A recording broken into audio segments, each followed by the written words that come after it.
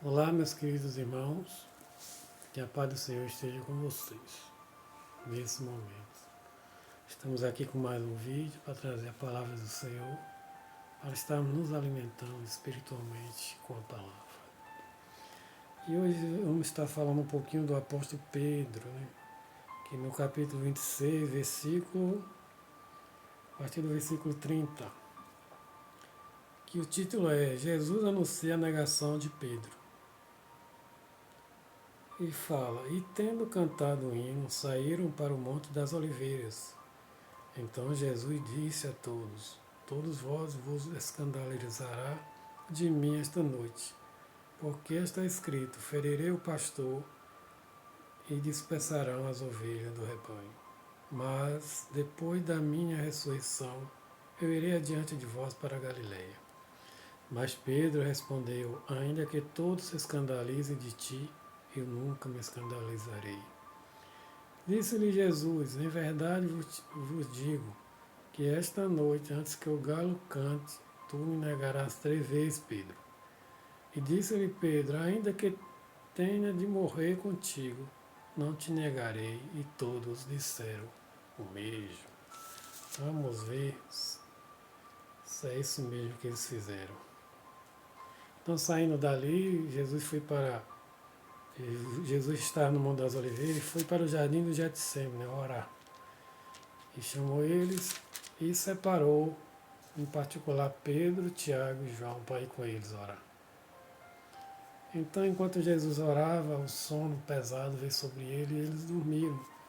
Então, Jesus veio e acordou eles e falou, não pudeste orar comigo nem uma hora sequer. O espírito está pronto, mas a carne é fraca. Jesus entendia, né? Que o peso que estava por vir ali sobre ele estava afetando até os discípulos. Então Jesus entendia que eles ainda eram carnais, ainda não eram totalmente espirituais, não estavam prontos para tudo o que iria acontecer na vida deles após a ressurreição e a subida de Cristo para o céu, onde o Evangelho seria entregue a eles para dar continuidade a pregar no mundo todo. No momento eles não estavam prontos, porque apesar de andarem com Cristo, de ver seus milagres, eles ainda não acreditavam que Jesus ia morrer e nem que ia ressuscitar, né? Nem que ia ressuscitar. Então eles não tinham essa crença ainda. Apesar de Jesus já ter lhes dado poder a eles, uma ocasião para eles saírem curando as pessoas em cidades, e eles o fizeram, eles ainda realmente não acreditavam que Jesus ia ressuscitar realmente. Eu acho que na mente deles eles pensavam, como é que ele vai ressuscitar a si mesmo estando morto? Né? Eles ainda não estavam prontos. E continuando aqui. Quando Jesus foi preso, e os que o prenderam levaram Jesus e o apresentaram diante do sacerdote Caifás, onde estavam reunidos os escribas e os anciões. Mas Pedro seguiu de longe, até o pátio do palácio do sumo sacerdote, e entrando assentou-se junto aos guardas. Quando Jesus foi preso, tudo que ele falou se cumpriu. Ele disse que as ovelhas seriam dispersas. E assim que os guardas chegaram e prenderam Jesus, todos os apóstolos o abandonaram. Todo mundo fugiu. Pedro fugiu e ficou de longe observando para onde ia levar. E aí, quando ele viu que ia levar lá para o palácio do sumo sacerdote, ele se misturou às pessoas que estavam ali para ver o que ia acontecer. Né? E continuando, a partir do versículo 69. Ora, Pedro estava sentado fora no pátio e, aproximando-se uma criada, disse-lhe, tu também estavas com Jesus, o Galileu?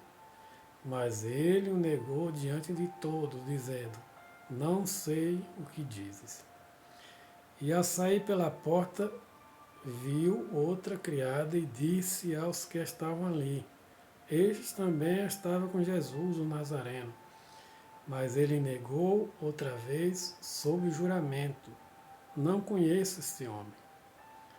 Logo depois, aproximando-se, os que estavam ali disseram a Pedro: Verdadeiramente, também tu és um deles, porque teu modo de falar te denuncia. Então começou a maldizer e a jurar: E não conheço esse homem. Imediatamente o galo cantou. Então Pedro lembrou das palavras de Jesus: Antes que o galo cante, tu me negarás 3 vezes.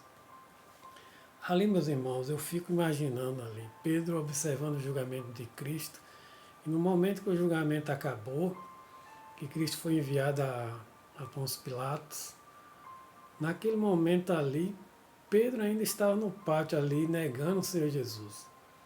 E quando Jesus passou perto dele, com certeza os olhares dele se cruzaram. E todo aquele remorso, aquela culpa, tudo que Jesus tinha falado aconteceu. Então Pedro saiu dali desesperado, chorou amargamente, arrependido e muito sofrido. Imagine só, né? Todo arrependimento e toda a culpa que caía sobre ele por ter negado o seu mestre.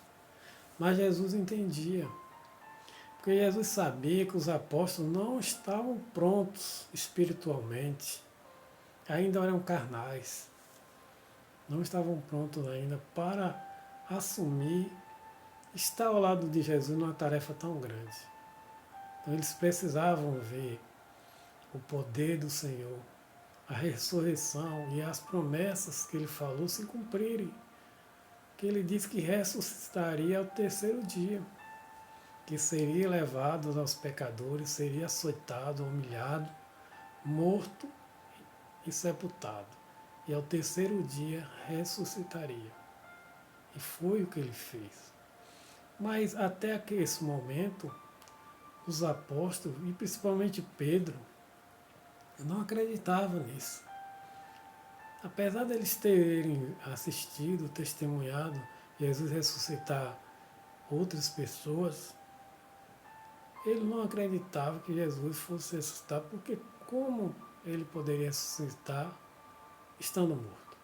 Né? A mente deles, eles pensavam assim. Né?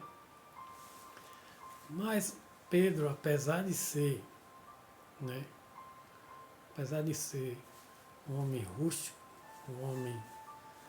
Pedro era impetuoso, agia sob impulso, era o que mais falava, é impulsivo, ele tomava logo a frente das coisas e não pensava direito antes de agir. Ele agia mais por emoção, mais por impulso. Por isso, quando Jesus falou que eles se escandalizariam dele, ele logo por impulso, sem pensar, coisa que os outros não faziam, ele já foi dizendo logo que não negava Jesus, que se precisasse morreria com ele. Então Jesus disse: Pedro, Pedro, tu me negarás 3 vezes antes que o galo cante. Ele: Não, Senhor, se precisar eu morro com o Senhor. Mas na hora de largar, na hora que ele viu os guardas chegarem, aquela multidão para prender o Senhor, ele fugiu. Ele teve medo, a carne sobressaiu sobre o Espírito. E o Espírito Santo ainda não estava na terra, que é o que fortalece a gente, é o que nos dá força, nos dá sabedoria para não falarmos besteira, né? E para enfrentarmos o dia a dia que está nos cercando. Então, enquanto os outros apóstolos, como Mateus, que era cobrador do imposto, era um homem mais lúcido, né? Como Lucas, que era um médico, o doutor Lucas, e os outros. Pedro não, Pedro é um homem rústico, um homem aquele brabo, pescador, daquele que queria resolver as coisas tudo na força do braço. Então, era um bom homem, um coração muito bom, mas ainda tinha aquela casca grossa, que só o tempo moldaria ele. Somente a visão da ressurreição de Cristo, ao vê-lo após a sua ressurreição, realmente mudaria ele para sempre.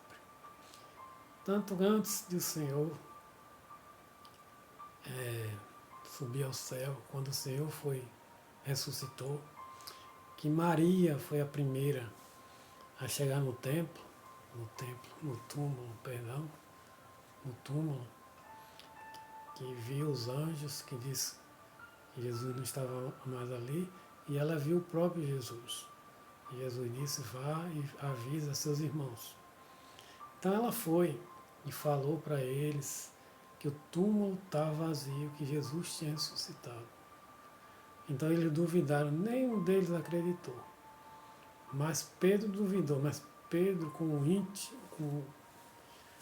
a falta de crença dele, de acreditar, ele precisava ver com os olhos para confirmar. Então saiu correndo, ele e João, e chegou lá quando ele constatou que o túmulo estava vazio. Então, ele acreditou, mas ele não acreditou ali 100%, que ele precisava ver Jesus. Então, quando eles estavam, e Jesus sabia disso, quando eles estavam dentro daquele quarto, daquele cômodo, onde eles estavam escondidos, com medo dos romanos, Jesus apareceu, a porta fechada e tudo. Então Jesus apareceu no meio deles. E aí foi aquele alvoroço todo, aquela comoção. E ali, realmente ali, ao verem Jesus, ao ver as marcas dos pregos nos pés e nas mãos, ao tocarem nele, eles constataram que o Senhor tinha ressuscitado. E que o Senhor era realmente quem dizia que era. E que tinha todo o poder e toda a glória. E que era o Filho do Senhor. E que Jesus tinha feito tudo o que tinha prometido. Então ali sim, ali eles passaram, ali foi uma mudança. Passaram realmente a crer e ver o quanto Jesus estava falando a verdade. Então dali Jesus desapareceu de novo, e aí Tomé, que não tinha visto Jesus ainda, quando chegou que eles contaram, Tomé não acreditou e disse que eram doidos, que só acreditaria se visse pessoalmente, tocasse nas marcas dos pregos, nas mãos e nos pés deles. Então Jesus apareceu novamente. E quando Tomé viu, se prostrou e caiu de joelho. Aí Jesus disse, toque aqui, Tomé. Porque um espírito não tem carne nem tem osso. E aí ele tocou, e aí Jesus disse, porque me viste e creste, mas felizes serão aqueles que nunca me viram e creram em minha palavra. Esses somos nós, meus irmãos. A gente nunca viu Jesus. Não sabemos como ele é. Não tivemos o privilégio que esses homens tiveram de estar com o Senhor, de conversar com Ele, de tocar nele. Imagine que privilégio, que privilégio. Você vê o próprio Jesus, você conversar com Ele, você abraçá-lo, você ouvir a pregação dele, você ver os milagres dele. É um privilégio que poucos homens tiveram, poucos.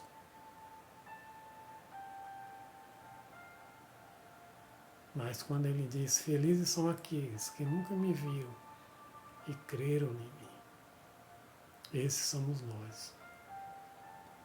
Nunca vimos Jesus,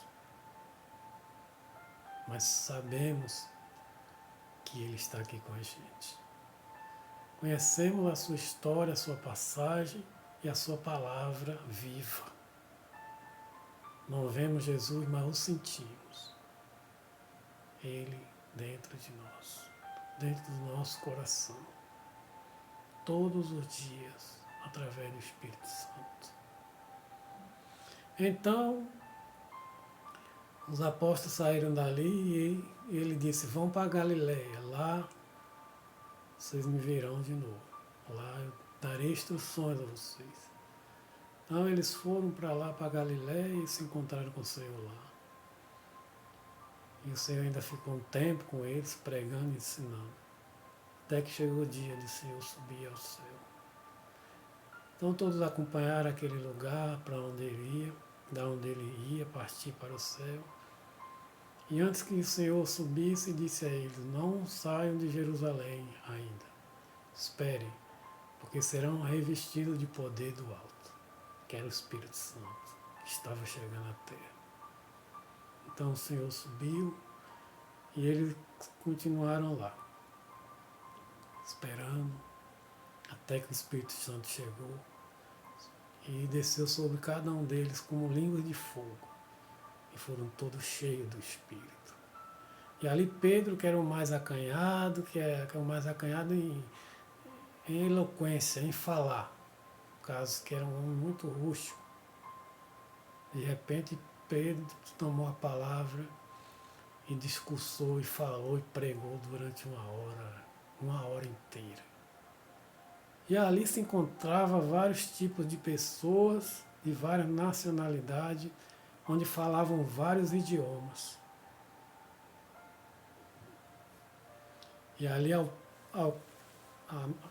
medida que Pedro falava, quando a voz saía da boca dele, através do Espírito Santo, saía no idioma de cada uma daquelas pessoas. As pessoas ficavam admiradas. Como esses homens são galileus? Como falam na minha língua, no meu idioma? Era o poder do Espírito Santo agindo ali na vida de Pedro. Ali, naquele momento, Pedro estava pronto agora para pregar o Evangelho, para sair pelo mundo, pregando para as pessoas, pronto para, através do poder do Espírito Santo, curar pessoas, libertar, e pronto para, quando chegasse o dia, a vez dele, sofrer pelo Espírito Santo, sofreu o que o Mestre sofreu, ele estaria pronto. E foi o que aconteceu.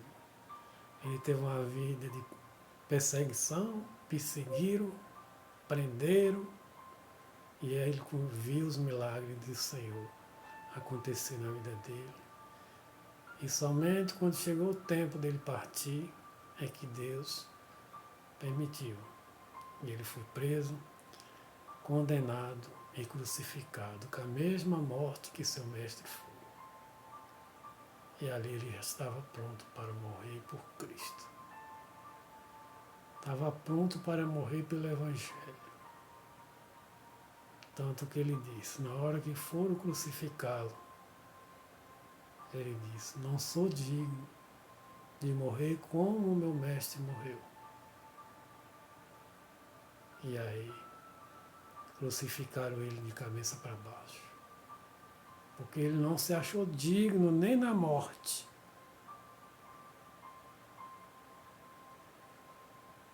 De morrer como o mestre morreu. E ali ele sabia que assim como o meu mestre ressuscitou, eu estou subindo para ele.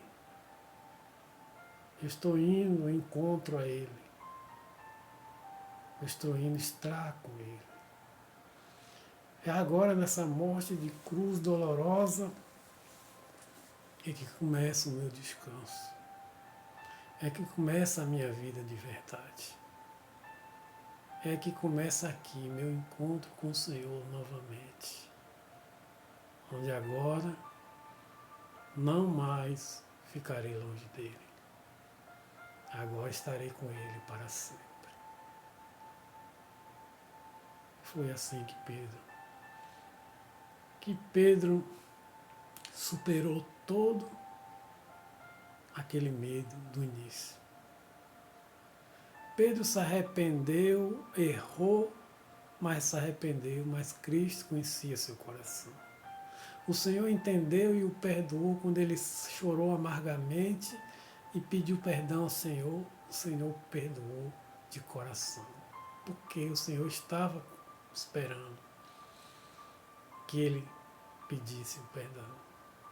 Diferentemente de Judas, que ao cometer a traição, ao invés de fazer o que Pedro fez, se arrepender e correr para os pés de Cristo, que é o seu refúgio, ele deixou que o remorso tomasse conta dele e tirou a própria vida. O remorso é algo, meus irmãos, que não vem do Senhor. O arrependimento vem do Senhor, mas o remorso vem do Satanás. O remorso impede que a pessoa ache que será perdoado. O remorso impede que a pessoa vá aos pés de Cristo e se sinta tão pequeno e reconheça que o Senhor pode perdoá-lo. O remorso impede isso. O remorso diz à pessoa que ele não merece perdão, que não tem perdão para a vida dele, que é o inimigo falando no ouvido da pessoa. Você não tem perdão, ele não vai te perdoar. Então o remorso, aquela culpa toma conta da pessoa e acha que impede que Deus haja na sua vida. Não somos merecedores de nada, mas o Senhor é poderoso o suficiente para perdoar nossos pecados quando reconhecemos que erramos e quando o buscamos e quando reconhecemos a necessidade da misericórdia dele e do perdão dele nas nossas vidas. Judas deixou que o remorso tomasse conta dele e por isso perdeu a salvação. Jesus esperava que ele, como se arrependeu, que fosse ao encontro do Senhor. E assim como Pedro fez, se prostrasse e implorasse o seu perdão. E Jesus o teria perdoado. Jesus perdoou aqueles que estavam pregando na cruz, furando suas mãos com prego. O Senhor levantou, perdoa, Pai, pois não sabem o que fazem. Jesus não perdoaria Judas? Perdoaria, meus irmãos. Mas Judas achou que Jesus não o perdoaria. Deixou que o remorso, um sentimento satânico tomasse conta dele e ele não fosse ao encontro do Senhor para pedir o seu perdão. Pedro não. Pedro correu para os pés de Jesus. Sabia que tinha errado. Sabia que tinha falado besteira quando me disse que morreria com o Senhor. E sabia do pecado que cometeu e da fraqueza que tinha. E ele foi arrependido e pediu perdão ao Senhor. E o Senhor o perdoou. E Pedro se tornou um grande pregador, onde levou o Evangelho, muitas vidas foram salvas. E o Evangelho, a palavra do Senhor, através de Pedro e de seus amigos, chegou para nós hoje, depois de 2000 anos.